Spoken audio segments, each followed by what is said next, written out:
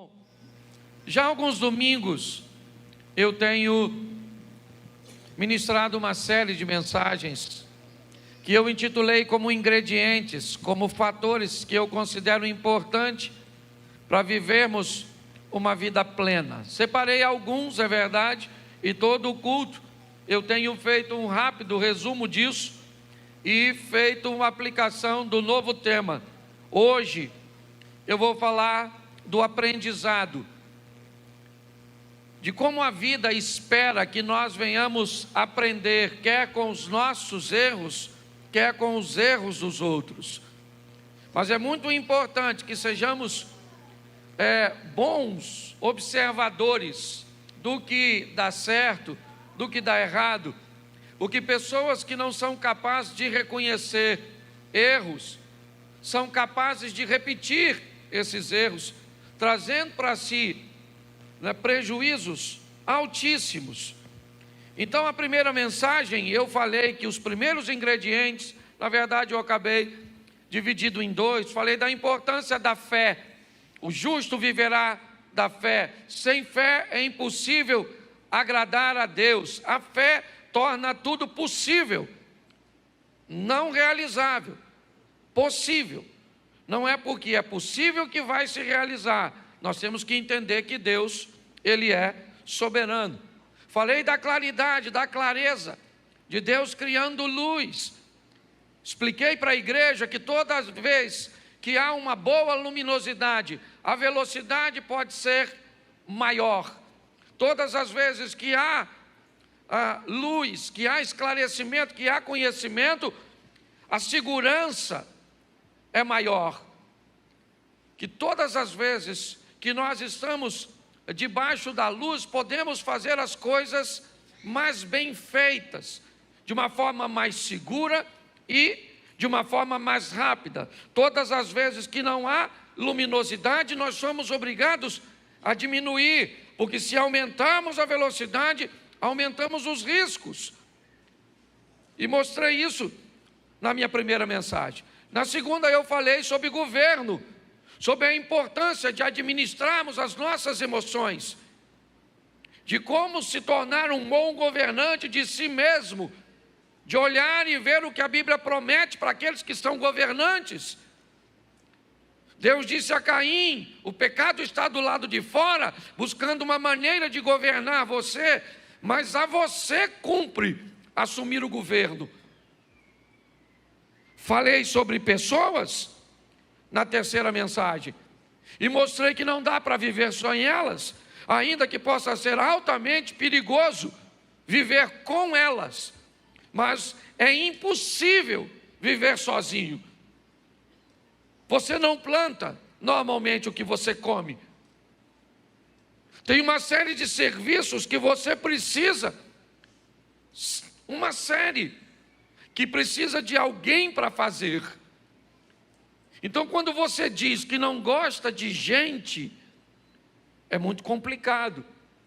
Então, eu mostrei que é um ingrediente da vida assumir a responsabilidade de viver com pessoas. A minha última mensagem, eu falei sobre objetivos e mostrei para a igreja que tem gente sonhando demais, mas que não consegue mudar os sonhos de prateleira, não consegue pegar as coisas da prateleira dos sonhos e trazer para a prateleira das realizações, ou transformar sonhos em objetivos. Então são pessoas que vão viver o tempo inteiro cheio de sonhos. Um dos primeiros homens que eu vi falar sobre isso de uma forma magnífica foi o Dr. Myles Munroe, hoje já falecido, que disse que não há lugar nenhum nesse mundo que tenha mais sonhos do que o cemitério. Quantos sonhos tem ali que nunca viraram e nem virarão, né? Mas realidade, porque pessoas não conseguiram transicionar os seus sonhos para a prateleira dos objetivos, das realizações. E hoje eu quero falar sobre aprendizado. basicamente tudo que um ser humano vai fazer nessa vida, ele vai ter que aprender. Me parece que nós somos, dos seres vivos, talvez o menos habilitado a sobreviver quando somos precoces, quando somos bem novinhos, vamos falar assim para ficar mais fácil. Para tudo nós vamos precisar de alguém para cuidar de nós. Nós só falamos porque vemos alguém falar. Hoje eu estava pensando nessa mensagem, eu não sei se você tem alguém na sua casa que nasceu cego, surdo e mudo. Mas eu fiquei pensando quanto tempo uma criança cega, surda e muda, ela deve levar para conseguir andar. Como deve ser difícil para ela aprender as coisas, porque ela fica sem exemplos, ela fica deficiente no que diz respeito ao aprendizado, porque para nós aprendermos, nós vamos precisar basicamente de 3 coisas. Primeiro são exemplos, segundo são referências, e terceiro são sugestões. Por isso que é muito preocupante deixar com que nossos filhos, antes de ter matrizes formadas e opiniões formadas de certas coisas, deixarmos nossas crianças assistir e ter acesso a determinados ambientes que sugestionam para ela determinadas coisas. Porque como elas não têm ainda maturidade para avaliar, elas podem receber uma sugestão como uma aula, como uma afirmação, como uma visão de aprendizado.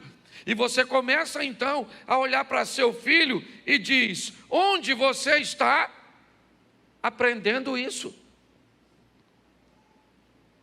Com quem você está aprendendo? O que é isso? Então eu quero mostrar a vocês hoje, rapidinho, no exemplo de um camarada que teve muita dificuldade para aprender na Bíblia. Seu nome, Sansão. Eu tenho uma visão que é minha, e eu não gosto muito de fazer determinadas afirmações, ainda que eu tenha até alguns textos que me dê margem para isso. É muito legal quando nós vemos Deus libertar o povo do Egito com mão forte, com pragas, né? Levar o povo ao deserto, fazer com que o povo por ali venha peregrinar tanto tempo. Mas quando eu olho tudo isso, me parece que esse não é o plano original de Deus. Quando eu olho para Deus fazendo as coisas, e pelo menos conhecendo o que Ele nos permite conhecê-lo aqui na sua palavra, nós vemos que Ele sempre tem um propósito de facilitar as coisas. É lógico que nos dá uma visão de aprendizado, sim. Mas quando eu olho, por exemplo, para Moisés, me parece que o que Deus queria é colocar alguém dele no Egito, para que esse alguém se tornasse faraó. Quando você vai estudar isso, você vê que há um momento onde uma nação, basicamente que não era egípcia, vence os egípcios. E me parece que é nesse momento, nessa lacuna, isso vai acontecer lá na frente com os Ptolomeus. Mas me parece que é nesse momento que entra o José. E às vezes nós ficamos dizendo assim: como o Egito aceitou, né, alguém que não era um egípcio a se tornar o governador? É só você entender quem era o faraó da época. Não é tão difícil se nós tivermos um pouquinho mais de conhecimento. Então, quando eu descubro isso, o que eu descubro? É que o que Deus está buscando fazer com Moisés é transformar Moisés num faraó. Porque como Faraó, ele tem autonomia, ele tem força e poder para libertar seu povo. Então, quando alguém me descreve que Deus tem caminho no deserto, tem pragas, tem todo esse sofrimento para libertar o povo, eu entendo que o nosso Deus é um Deus que corrige rota, que transforma mal em bênção. Cuidado para você não ter essa visão do sofrimento, porque me parece que isso não tem nada a ver com o nosso Deus. Essa compensação de sofrimento. Na maioria das vezes, o sofrimento nada mais é que escolhas erradas, dificuldade que tivemos de aprender.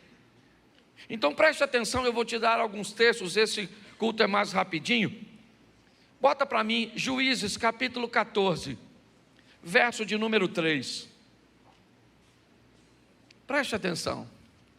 Porém seu pai e sua mãe lhe disseram: não há porventura mulher entre as filhas de teus irmãos, nem entre todo o meu povo, para que tu vás tomar mulher dos filisteus, daqueles incircuncisos?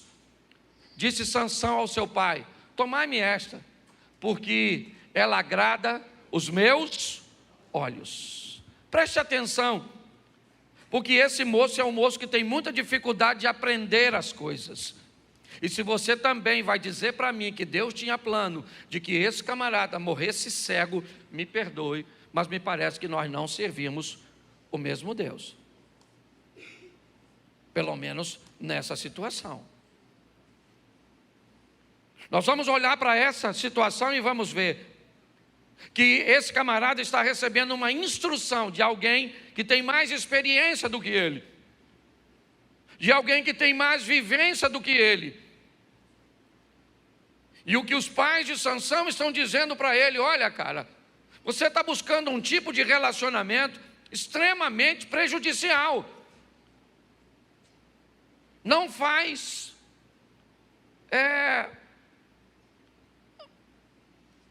como é que eu vou dizer? Não tem como você pegar uma mulher estrangeira e se casar com ela. Nós temos isso como instrução. Esse negócio não vai dar certo. Deixa eu te falar numa coisa. Nunca deixe de avaliar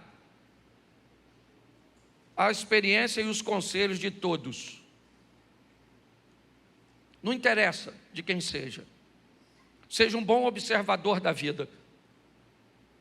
Observe o casamento de todo mundo. Observe os negócios de todo mundo. Observe a vida de todo mundo. A vida alheia não é para você falar, mas é para você olhar. Porque nada melhor do que aprender com os erros dos outros, experiências dos outros, seja de quem for. Eu não tenho nada a ver com a vida de ninguém, é verdade.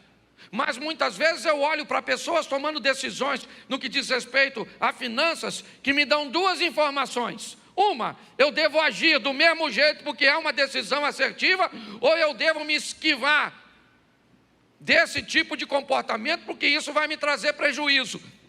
Eu vejo o marido tratando a sua esposa, que me diz: Cláudio, você precisa ser um marido melhor. Olha o que esse cara faz, que bom exemplo. Mas tem marido que age com a esposa, que eu olho e digo: eu nunca posso ter esse tipo de comportamento. Eu vejo crente na igreja tendo comportamentos extraordinários que devem ser replicados, mas eu vejo crente na igreja que não deve ser visto nem como exemplo, nem como referência, como nada. E você deve estar lembrando de alguém quando eu falo disso, que é uma grande verdade. Então nós precisamos aprender, e para aprendermos, precisamos ser excelentes observadores. É isso que as crianças fazem, observam o tempo inteiro. São tipo uma esponjinha, elas vão sugando tudo. Eu achei o maior barato que meu netinho, ele chega lá em casa, até meu filho fica doido, porque ele só sabe falar cocô e xixi. Ele já tem 3 anos, está indo para 4. Eu falei: meu Deus, o que esse menino fala tanto essas duas palavras? E hoje eu descobri que na escola provavelmente é aquele mais ouve, Porque as crianças de lá têm tudo, mesmo que o mesmo padrão, e é o palavrão que eles sabem falar. E eu lembro quando eu era garoto, eu também, seu cocô. A falta de recurso. Sim. Por quê? Porque ele está repetindo, é filho de crente, sim ou não? Isso, eu tenho avô pastor.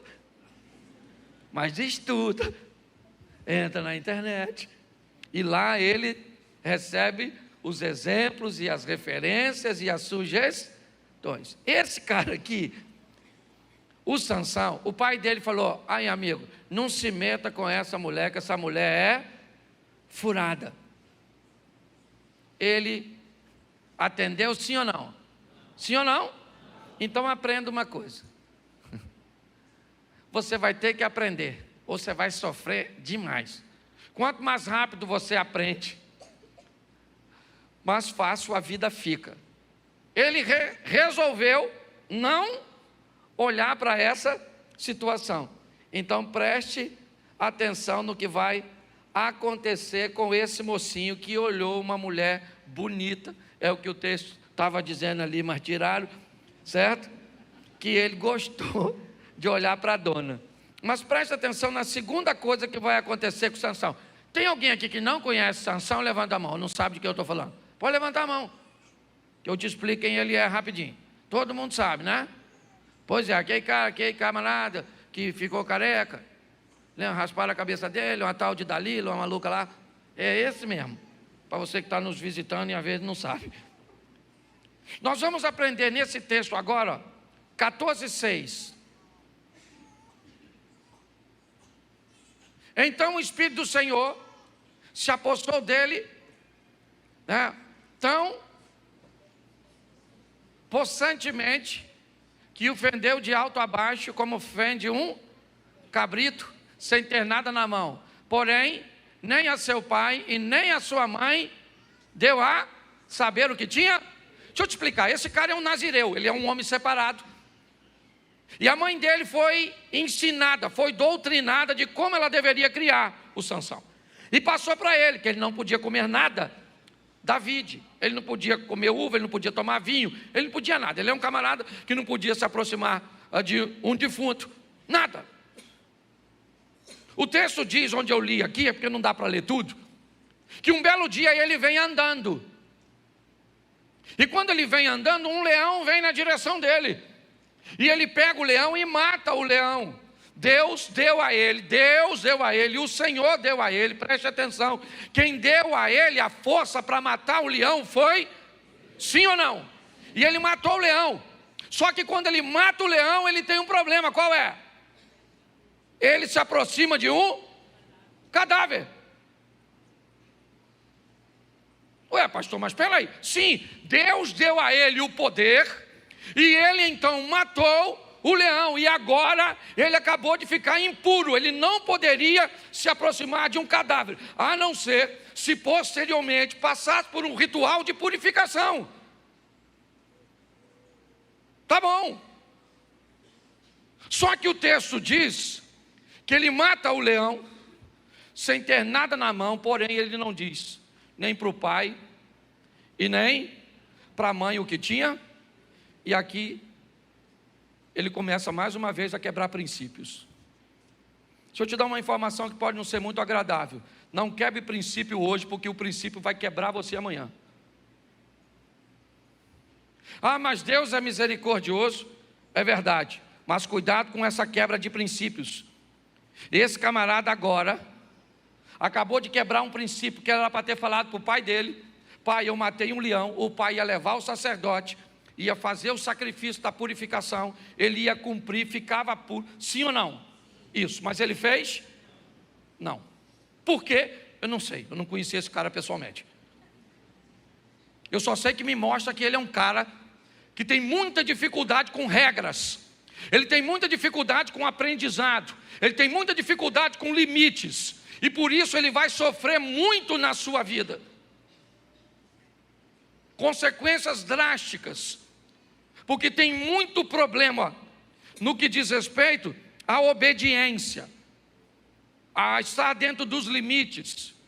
Você vai para uma igreja, seja qual for, você vai numa igreja que proíbe cortar o cabelo, se você vai congregar lá, não corte o cabelo. Ah, não, eu quero cortar. Então vá para um ambiente. Mas cortar não é pecado, beleza, está certo, mas lá é desse jeito.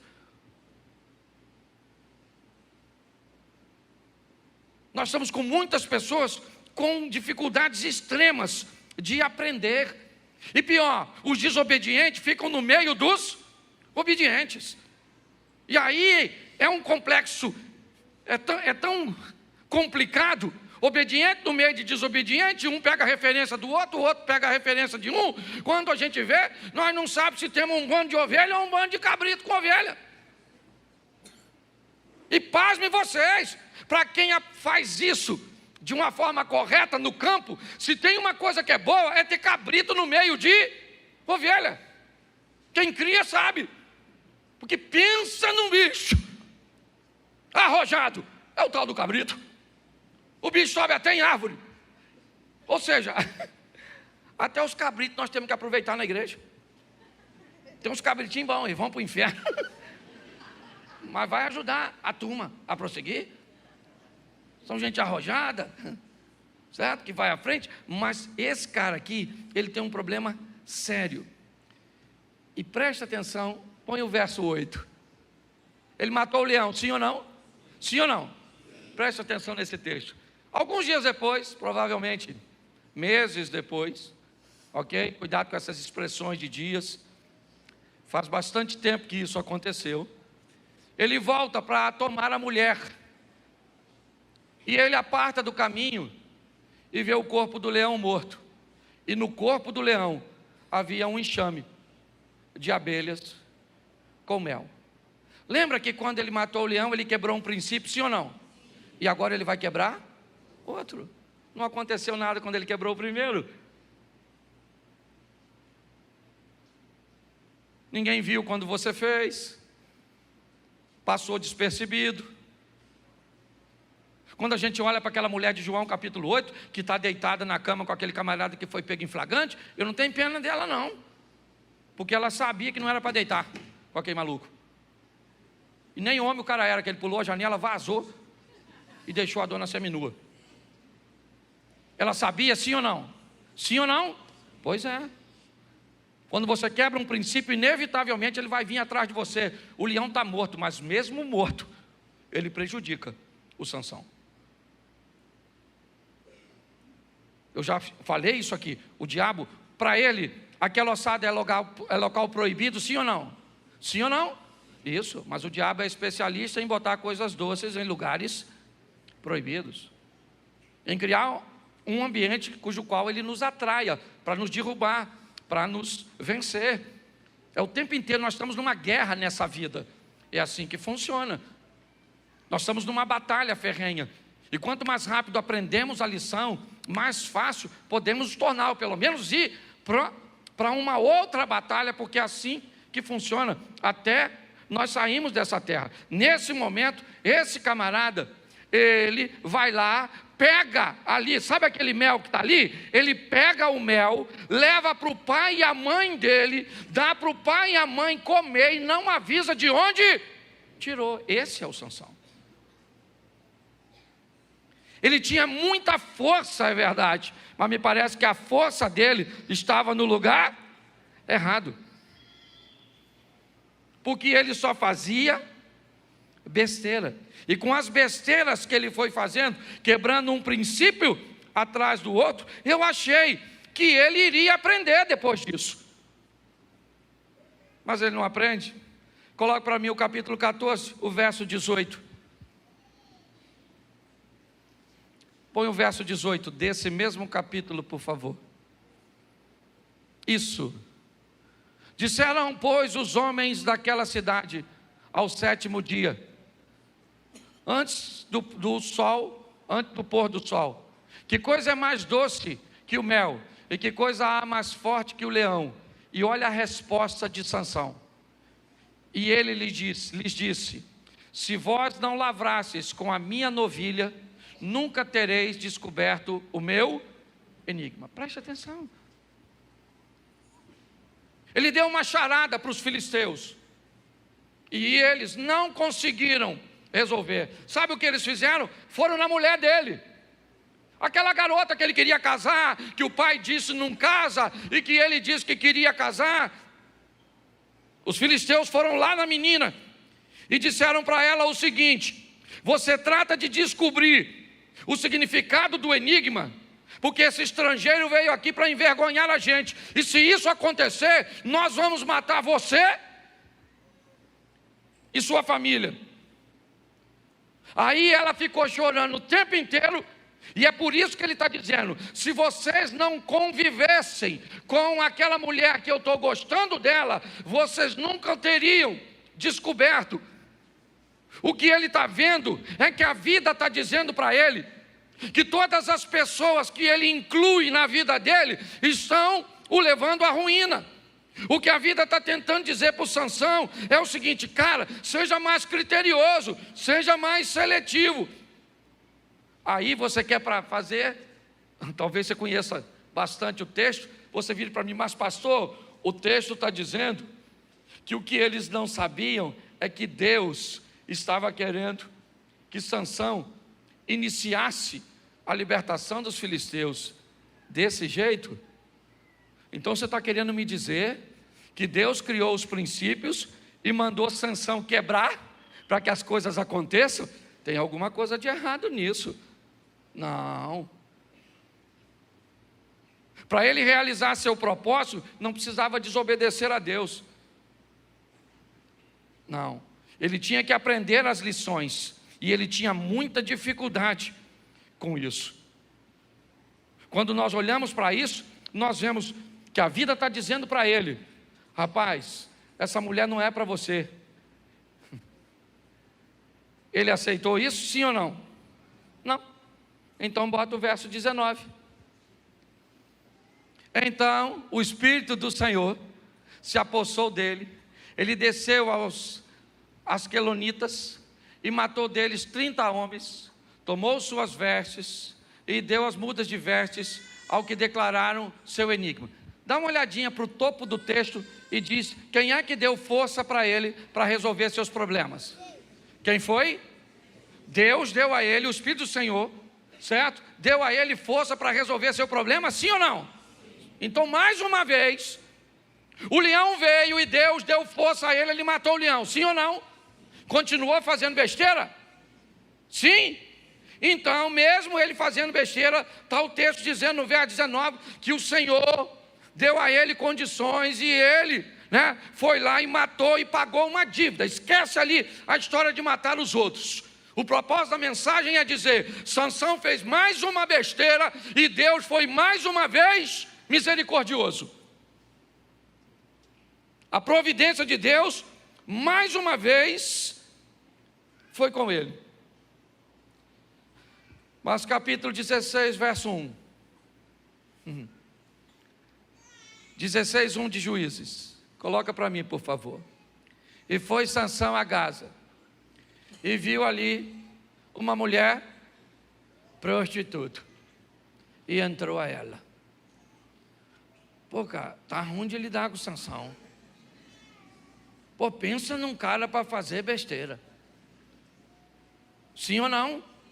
Deus foi misericordioso com ele a primeira vez? Sim ou não? Foi de novo? Sim ou não? E ele continua fazendo? E besteira. Gostei de ver, garotão. Está inteirado na mensagem. Isso aí, não aprenda com Sansão.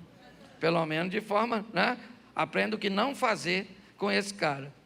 Ele agora, Deus deu a ele, ele vai a Gaza e se relaciona com a prostituta. O que a turma costuma falar nesse mundo pós-moderno de ter dedo podre.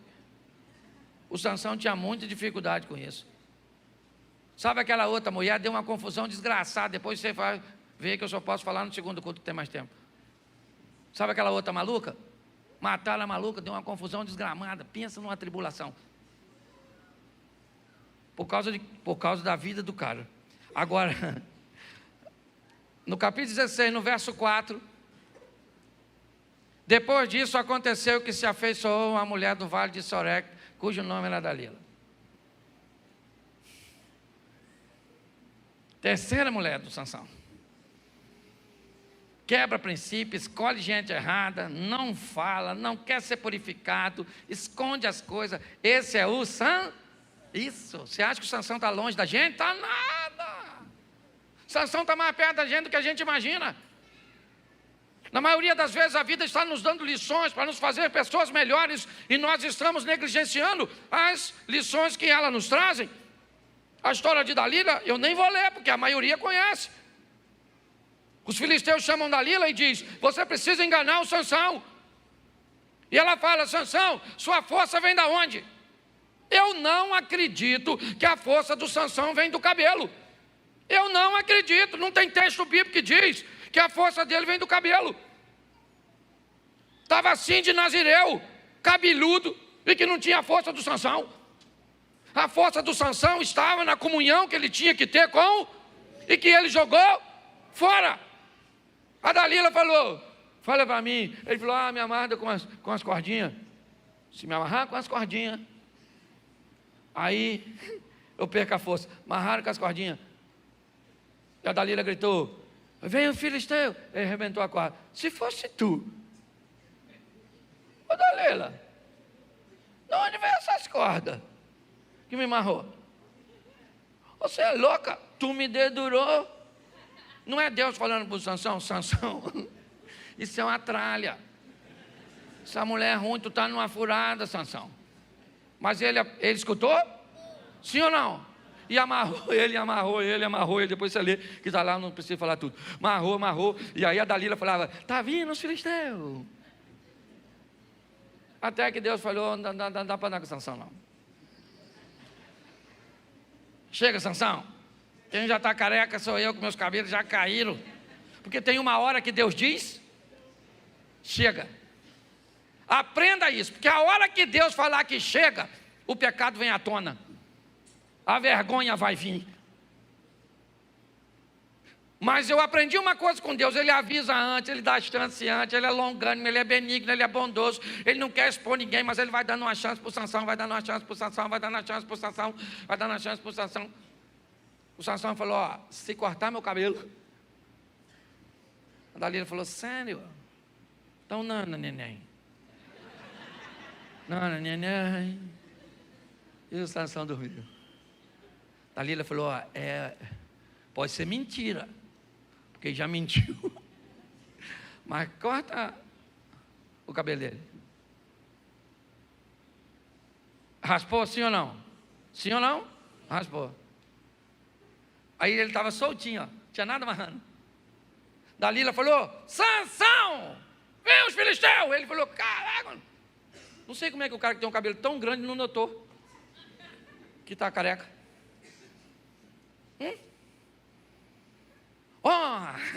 Caramba, mais uma vez sairei eu como as outras vezes e pelejarei contra os filisteus. E o texto diz assim: o que ele não sabia é que Deus tinha vazado.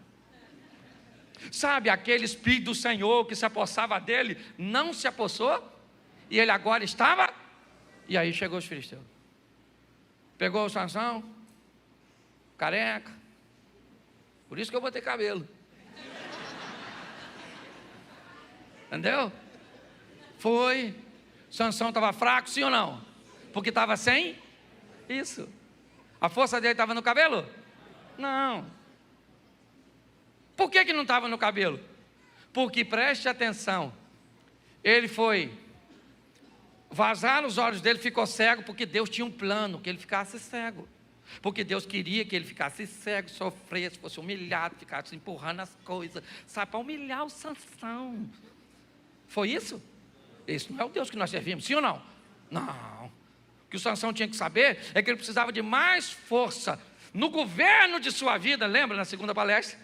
No governo de sua vida, do que propriamente nos seus músculos. Porque preste atenção, ele vai derrubar as colunas, sim ou não? Agora você acha que os filisteus eram otários de deixar o cabelo dele crescer? Se a força dele estava no cabelo, você pode ter certeza que o barbeiro, uma vez por semana, ia lá. Levaram ele para uma apresentação, provavelmente sem cabelo, ou pelo menos com o cabelo curtinho. Aí o Sansão falou: ceguinho, ceguinho, ceguinho. Ceguinho aqui, ó. Mas aqui agora, ele aprendeu a lição. E ele disse para Deus: Senhor, dá uma força aí, pô. Cabelo nada, cabelo nada, cabelo nada, cabelo nada. É o Senhor que foi embora. Se o Senhor estiver comigo, eu rebento o leão, eu rebento tudo. Boto o portão nas costas. O cara viveu coisa extraordinária. Depois você dá uma olhada na Bíblia, eu nunca tinha visto, preparando essa mensagem, que ele estava com sede. Lembra que ele matou um montão com a queixada? Você já notou que o texto diz que sai água da queixada? Nunca tinha visto isso. Falei: rapaz, o cara está com moral. Porque sai água de pedra, arrebentou Moisés. Moisés saiu da rocha, o cara tem uma queixada do jumento. E está com sede, Deus falou: vou te dar uma água aí da queixada. Caraca, maluco. Moisés deve ter ficado doido lá em cima, falando: poxa, comigo foi de pedra, o cara está de osso. Nossa. Dá uma olhada nesse negócio que é extraordinário, mas ele não aprende, e acontece isso com a gente. Você não aprende, o casamento acaba, você não aprende, você não aprende, as coisas vão acontecendo, parece que... E o diabo está lá todo dia montando um esquema.